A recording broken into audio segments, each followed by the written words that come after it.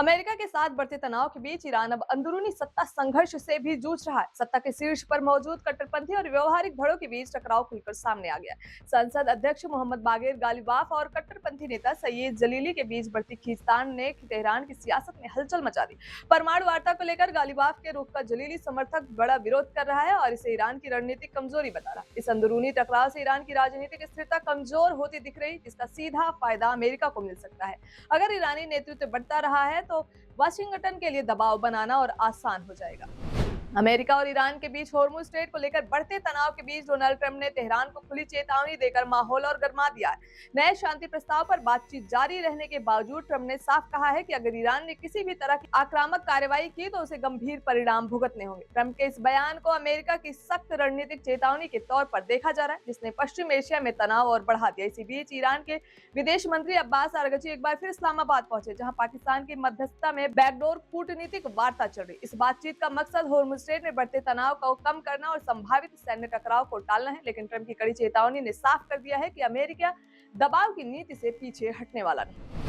America और Iran के बीच जारी सैन्य तनाव के बीच डोनाल्ड ट्रंप प्रशासन के भीतर गंभीर मतभेद की खबर ने हलचल मचा दी। रिपोर्ट्स के मुताबिक उपराष्ट्रपति जेडी वेंस को संदेह है कि रक्षा मंत्री पीट हेगसेथ और पेंटागन के वरिष्ठ अधिकारी ईरान युद्ध की जमीनी हकीकत राष्ट्रपति ट्रंप के सामने सही तरीके से नहीं रख रहे हैं। रक्षा विभाग लगातार दावा कर रहा है कि अमेरिकी सेना ने ईरान की वायुसेना, नौसेना और रक्षा ढांचे को भारी नुकसान पहुंचाया और अमेरिका की सैन्य स्थिति पूरी तरह मजबूत है। लेकिन बंद कमरों में हुई बैठकों में जेडी वेंस ने इन दावों पर सवाल उठाए और आशंका जताई है कि युद्ध की वास्तविक स्थिति को बढ़ा चढ़ाकर पेश किया जा रहा है। अगर राष्ट्रपति को गलत या अधूरी जानकारी दी जा रही है तो इससे अमेरिका की रणनीति प्रभावित हो सकती है और युद्ध का दायरा बढ़ सकता है।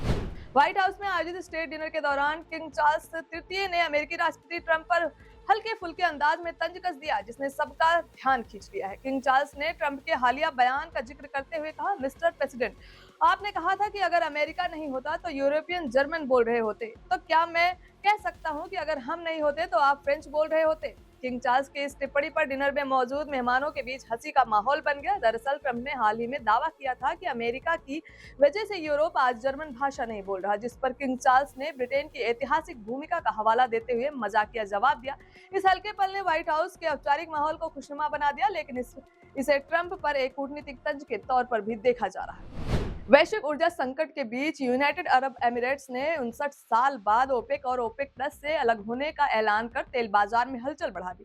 यह फैसला ऐसे समय में आया है जब होर्मुज स्ट्रेट संकट के कारण दुनिया पहले ही तेल आपूर्ति को लेकर दबाव में है। यूएई लंबे समय से ओपेक का अहम सदस्य रहा, लेकिन अब उसके बाहर निकालने से सऊदी अरब की अगुवाई वाले संगठन की एकजुटता पर बड़ा सवाल खड़ा हो गया। ओपेक दुनिया के तेल उत्पादन और कीमतों को नियंत्रित करने के लिए उत्पादन कोटा तय करता है, लेकिन यूएई के बाहर जाने से यह संतुलन कमजोर पड़ सकता है। अगर दूसरे सदस्य भी इसी राह पर चलते हैं तो ओपेक की बाजार पकड़ ढीली पड़ सकती है और वैश्विक तेल कीमतों में अस्थिरता बढ़ सकती है। इंडिया और यूनाइटेड स्टेट्स के लिए यूएई का यह फैसला फायदेमंद माना जा सकता है।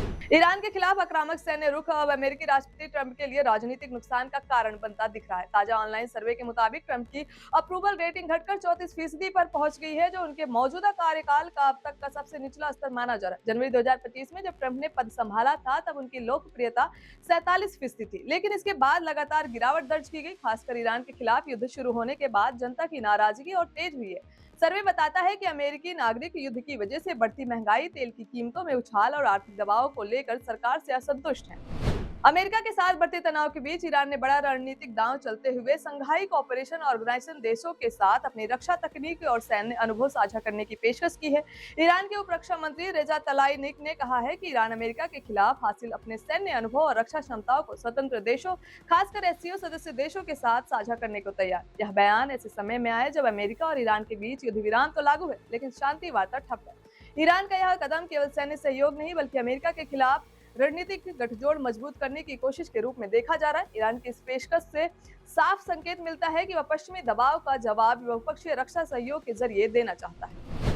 मिडिल ईस्ट में जारी तनाव के बीच भारत के लिए राहत भरी खबर सामने आई है। सरकारी कंपनी ऑयल इंडिया लिमिटेड ने लीबिया में तेल और गैस के नए भंडार की खोज की। यह खोज लीबिया में गदामेस बेसिन स्थित एरिया 95/96 ब्लॉक में हुई है, जिसे हाइड्रोकार्बन संभावनाओं वाला अहम इलाका माना जाता है। कंपनी ने इस खोज की जानकारी स्टॉक एक्सचेंज को दी है और लीबिया की नेशनल ऑयल कॉर्पोरेशन ने भी इसकी पुष्टि की है। ऐसे समय में जब वैश्विक तेल बाजार स्थिति ये है तो यह खोज भारत की ऊर्जा सुरक्षा के लिए बड़ी उपलब्धि मानी जा रही। इसी ब्लॉक में ऑयल इंडिया लिमिटेड की 25% हिस्सेदारी, जबकि यह परियोजना भारतीय कंसोर्टियम के तहत चल रही है, जिसमें इंडियन ऑयल कॉर्पोरेशन भी शामिल है। करीब 6,630 वर्ग किलोमीटर में फैली इस ब्लॉक में कुल 8 कुओं की खुदाई की योजना है, जिनमें से 5 पहले ही पूरे हो चुके हैं।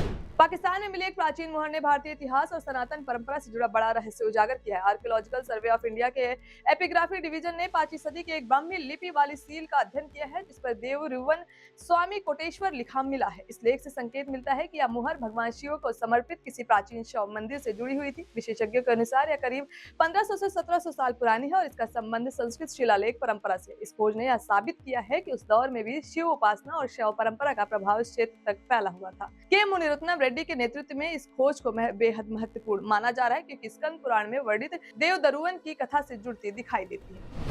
अफगानिस्तान और पाकिस्तान के बीच तनाव एक बार फिर बढ़ गया है। काबुल ने पाकिस्तान पर सीमा पर हमले का आरोप लगाते हुए वहां के चार्ज अफेयर्स को समन किया है। अफगानिस्तान विदेश मंत्रालय के मुताबिक पाकिस्तान की ओर से कुनार प्रांत में यूनिवर्सिटी, रिहायशी इलाकों और सार्वजनिक ढांचों पर मोर्टार और मिसाइल हमले किए गए। इन हमलों में कम से कम 7 लोगों और 85 लोगों के घायल होने की बात कही जा रही है। अफगान प्रशासन का दावा है कि राजधानी अहमदाबाद में स्थित सैयद जमालुद्दीन अफगानी यूनिवर्सिटी पर भी हमले की चपेट में आई है। तालिबान सरकार ने इसे नागरिक ठिकानों पर हमला बताते हुए कड़ा विरोध दर्ज कराया और दूसरी ओर पाकिस्तान ने इन आरोपों को पूरी तरह खारिज कर दिया और कहा कि यूनिवर्सिटी व रिहायशी इलाकों पर हमले की खबरें बेबुनियाद है।